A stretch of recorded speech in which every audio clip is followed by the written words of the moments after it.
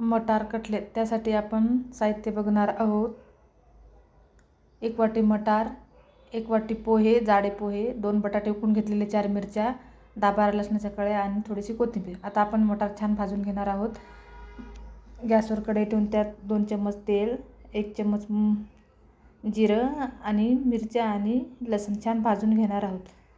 लसूण मिरची थोडी भाजत आली की आपण त्यामध्ये मटार टाकून मटार पण छान भाजून घेणार आहोत.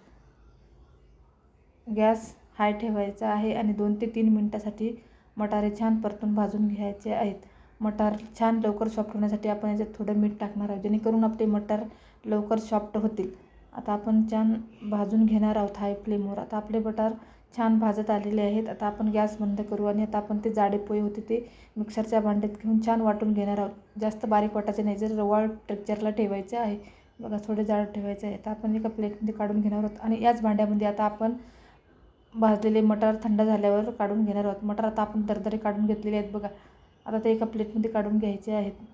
मटार जास्त बारीक करायचे नाही, असे दरदरे ठेवायचे आहेत. आता उकळलेले 2 बटाटे, कोथिंबीर आणि चवीनुसार मीठ टाकून छान मिक्स करून घ्यायचं आहे. आणि आता आपण जे काढून ठेवलेलं पीठ आहे ते थोडं थोडं टाकायचं आहे. जेवढं आवश्यकता असेल तेवढंच टाकायचं आहे.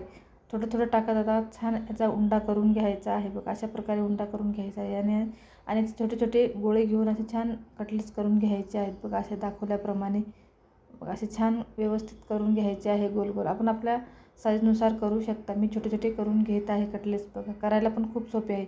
अशा प्रकारे मी सर्व करून घेतलेले आहे. आता आपण मटार भाजलेलीच कढई ठेवली आहे, त्यामध्ये पुन्हा 2 टेबलस्पून तेल टाकलेलं आहे. तुम्ही डीप फ्राय पण करू शकता. मी इथे शॅडो फ्राय करणार आहे बघा. थोडं तेल टाकून तेल छान गरम झाले की आपण त्यात बनवलेले कटलेट टाकणार आहोत.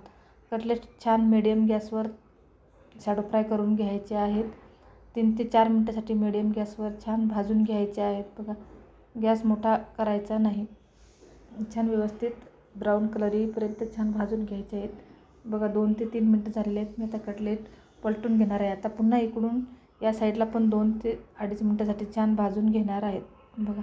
कमी तेलामध्ये आपले कटलेट छान तयार होतात बघा. किती दिसायला पण छान आणि खरपूस होतात बघा. दुसरी पण बॅच मी अशाच प्रकारे करून घेतलेली. अशा प्रकारे मी सर्व कटलेट करून घेतलेले आहेत बघा. तुम्हाला पण अशा रेसिपी करायला आवडत असतील तर चॅनलला लाईक अँड शेअर करा बघा. किती छान आणि सॉफ्ट आपले कटलेट झालेले आहेत बघा. वरतून खरपूस आणि मधातून सॉफ्ट झालेले आहेत.